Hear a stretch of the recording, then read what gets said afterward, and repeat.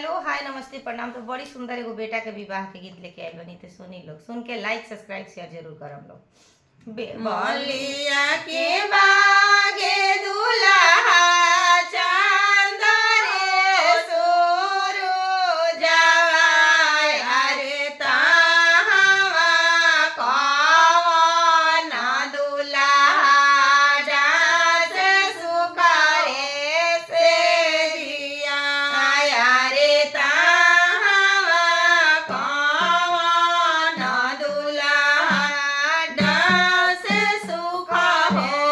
से जिया, से सुख से जिया दुल्हा सोवे नीरवे रहो, अरे ताहवा दुलारई तीन सुहावा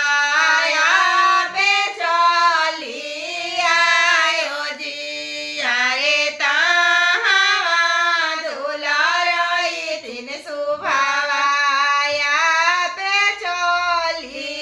आयो जी, पे चली आयो सुहावा पे चली आयो जी, अरे बहिया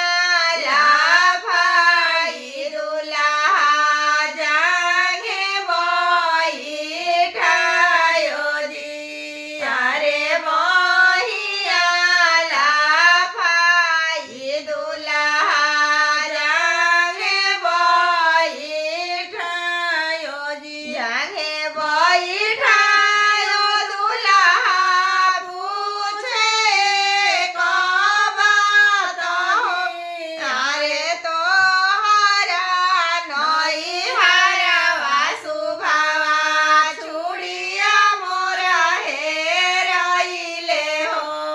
अरे तोहरा नई हरवा सुभावा चूड़िया मोरा हेराइले हो, कथी केरा चूड़िया दुल्हा कथी लागल बेटा हो, अरे कथी के फूदेना जड़ेला हीरा लाल हो, अरे कथी के फूदेना जड़ेला हीरा लाल, सोने केरा चूड़िया सुभावा रूप लागल बेटा हो, अरे रेशम के फूदेना जड़ेला हीरा लाल हो, अरे रेशम के फूदेना जड़ेला हीरा से गइली सुभावा बैठे मन मारी हो,